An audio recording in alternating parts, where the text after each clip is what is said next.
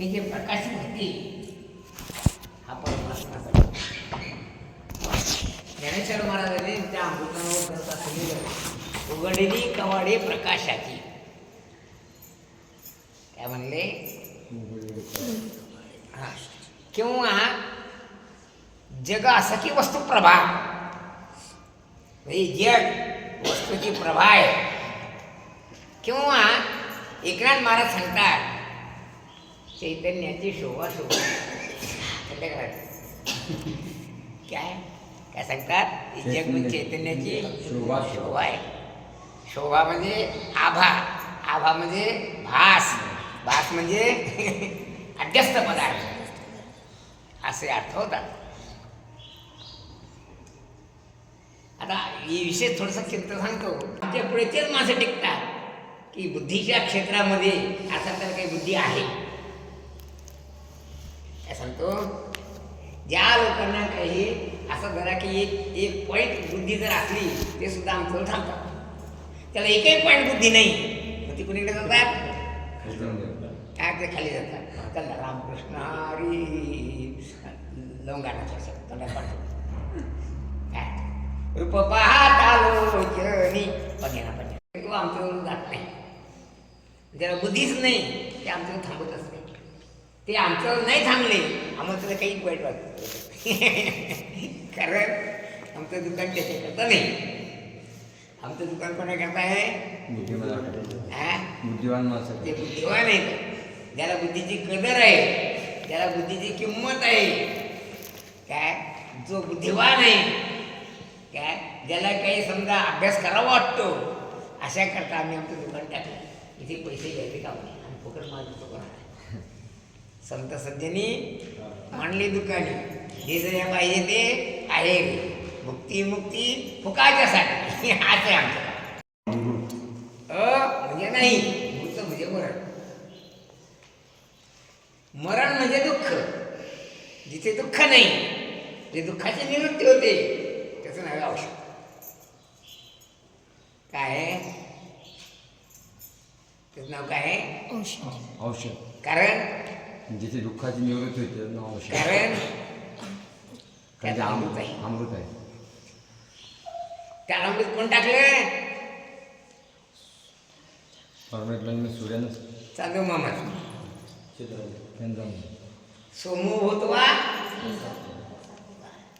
पुष्णामी चौषधी सर्वा काय सांगतात. एकंदरीत या अध्यायात पहिल्या ते दुसऱ्या श्लोकात संसार मिथ्या आहे सांगितले.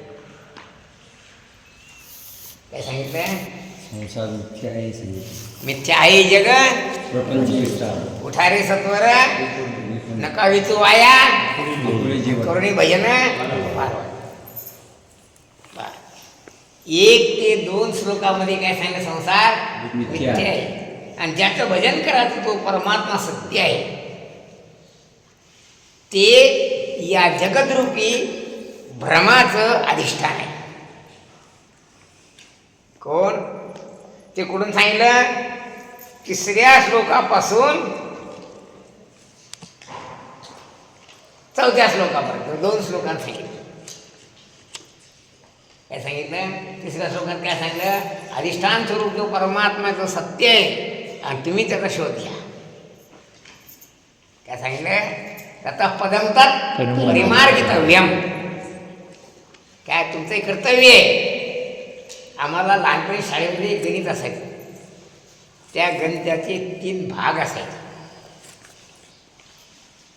काळ काम आणि वेग. काय असायचे काल काम आणि वेग. समजा तासी 60 किलोमीटर चालणारी गाडी पंढरपुरात किती तासात पोचेल. किती तासात पोचेल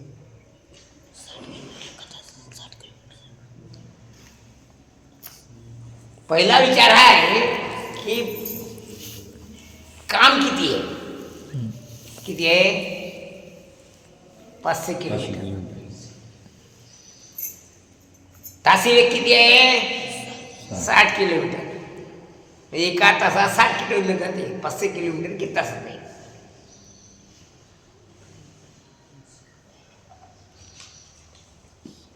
तास जाईल. हा लवकर आली तर वेग वाढला असेल, उशीर आली तर पंक्चर झाली असेल. काय नाही आली तर काय तू दोष कोणाचा आहे? गाडी चालत मारा गाडी ड्रायव्हरचा. हा तसं काम हे आहे की जन्माला आल्यापासून मरायच्या आत तुम्ही तत्पदाचा शोध घ्या. हे काम आहे. थोडंसं चटका लागेल, चकती लागेल. काय काम आहे? काय काम आहे? मरायच्या मरायच्या आत काय करायचंय? तत्पदाचा कारण हे तुमचं कर्तव्य आहे, हे तुमचं काम आहे. काय काम आहे? मरायच्या आत पदाचा शोध घेणे. शोध घेणे. याच्यात आहे जसं दुधात तूप आहे, तर जगात परमात्मा आहे, तो शोधून काढा तुम्ही. समजा एखाद्यानं आयुष्यभर शोध घेतलाच नाही, तर शोधच नाही लागला, याचा अर्थ काय आहे? त्यानं आपलं काम टाकून दुसऱ्या भांड्या हातात असा अर्थ. आम्ही तुम्हाला मारतो ना, तर अर्थ हा आहे की तुझं काम ते पहिल्यांदा कर आणि कमी कामं नंतर कर. तुमच्या खेळण्याबद्दल आमचा वाद नाही, आम्ही आमच्या पैशात तुम्हाला चेडून आणून दिली. पण वादाचा विषय हा आहे की कर्तव्य सोडून देऊन चेंडूच खेळत राहिले तर तुमची हानी आहे. का नाही? तुमचं काम काय आहे? इथे कशासाठी आला? अभ्यास करणे. अभ्यास करा सोडून द्यायचा आणि चेंडूच खेळायचं. काय झालं? कर्तव्य मग तुम्हाला मिळालेला जो काळ आहे तो तुम्ही खेळण्यात गमावला. काय नाही? कसं आहे मग? म्हणजे काळ वाया गमावला हा तुमचा दोष आहे. एक गोष्ट आणि ती दुसरी गोष्ट, काळ वाढून भेटत नाही हा नीतीचा सिद्धांत आहे. काय? काळ वाढवून भेटत नाही. का भेटल? काय आता माधवभाऊ काळ येऊ शकतो का आता? कारण संपला त्याचा काळ, आता वाढवून भेटत नाही तो. किंवा पुर्णिक अवकाळी आता पदे एवढा होऊ शकतो का? नाही. का नाही? काळ येऊन गेला. कारण ते तुमच्या हातातली गोष्ट नाही राहिली. जेव्हा तुमच्या हातात होतं तेव्हा तुम्ही ती वेळ फुकट गमावला. आता दात पडले सगळे, बसरी झाली आणि आता म्हणजे मला फुट्याने खायचे. आता काय वेळ लागणार नाही. काय त्या बोरगावात एक म्हातारा होता, धनगर होता, वयस्कर होता, चांगला. मी चांगला होतो त्यावेळेला. मग ते लोक ऊस आणून होते आमच्याजवळ. ते आमच्या असं पोरांना आम्ही ऊस खायचो. त्याची तुला मला थोडं सध्या अरे पण खाता येत नाही ना, मी कुठून खाईन. पा कसं आहे, एकदा वेळ संपली, वेळ गेली. काय तुकाराम महाराज सांगतात, मेरू तुल्य पृथ्वी दिले सुवर्णदान. म्हणजे मेरू पर्वतासह पृथ्वीचं वजन केलं आणि तेवढं सोनं दिलं ते न मिळे एक क्षण नरले. पुन्हा ती वेळ पुन्हा येत नाही. यातला शहाणा कोणता आहे? तो शहाणा आहे. आमच्या लहानपणी सांगतो, आम्ही निंदायला जायचो बरोबर. मग निंदायला गेलं की नवीन नवीन पोरं काय करायचे, पुढे पाठ घेत घेत पुढे पुढे जायचे आणि घरी अजून बसून राहायचे. काय करायचे? पुढे पुढे पाठ घेऊन जाईन, झुल्यावर जाऊन बसून जायचं. चूक कोणाची आहे? कोणा चूक आहे? हा ते बरोबर पण आपलं काम पूर्ण नव्हतं, हातात विश्रांती घालायला माझा, ते मात्र गुन्हेगार आहे. वेळ होती मी संपते तेव्हा. किती वर्ष त्याला काळ? 100 वर्ष. 100 वर्षाचं काळ दिला. मग काम काय आहे? तत्पदम तत्परिमार्गितव्यम. तुम्ही त्या पदाचा शोध घ्या. मग 100 वर्ष उलटूनही गेले तरी त्याला शोधच लागला नाही. शेवटी ते डुक्कर होतात ना का नाही. काय राजा काय करावं, पाय दुखा लागली. अरे गधड्या, जेव्हा दुखत नव्हती भांडी आणल्या. लोक काय करतात रे, काम न होण्याला कारण आताचा काळ दाखवला, पण संपन्न काळ त्या काळात त्याने भांडी आणल्या ते काळ नाही सांगितलं.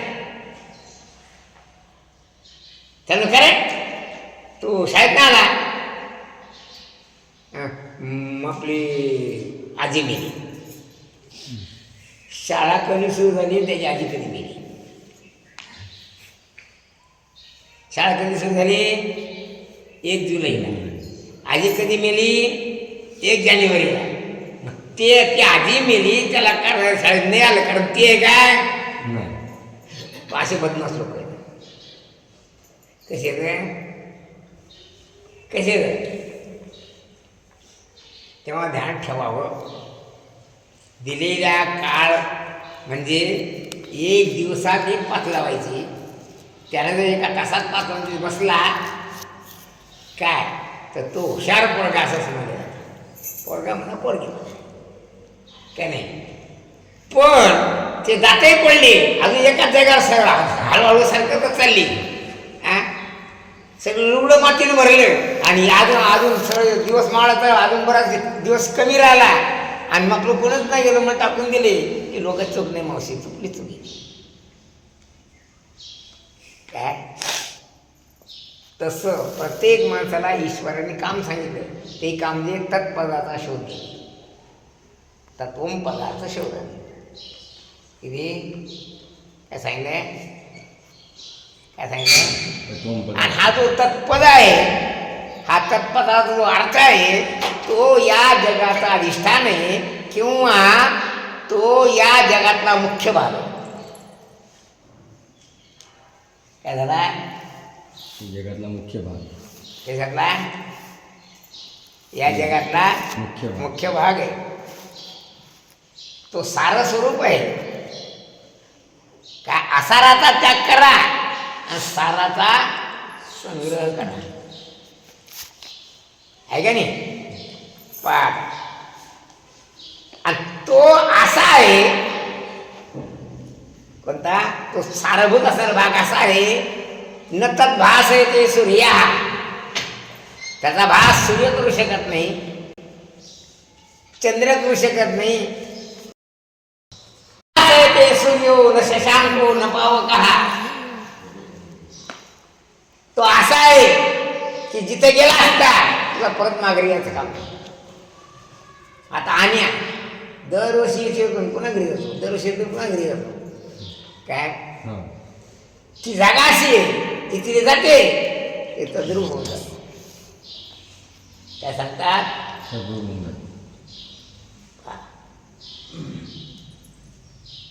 काय लिहिले ते, सैंधवाचे बाहुले समुद्राची. सैंधव म्हणजे मीठ. काय मिठाची बाहुली समुद्रात गेली, काय झाली, समुद्राची होईल. तैसे याते जाणताची, तसं या परमात्म्याला ज्याचा शोध घेऊन याला ओळखले असता आपणच जाईल. म्हणजे माणसाच्या स्वत्वाचं विसर्जन होऊन त्याला परमात्म रूप प्राप्त होते. काय होते, परमात्मा रूप प्राप्त होते. हो, तो परमात्मा रूपच. अर्थात यज्ञत्वा न निवर्तन्ते, त्याला जाणला असता, जिथे गेला असता, त्याच्यामध्ये गेला असता, पुन्हा परत यायची पडी नाही. काय सांगतात,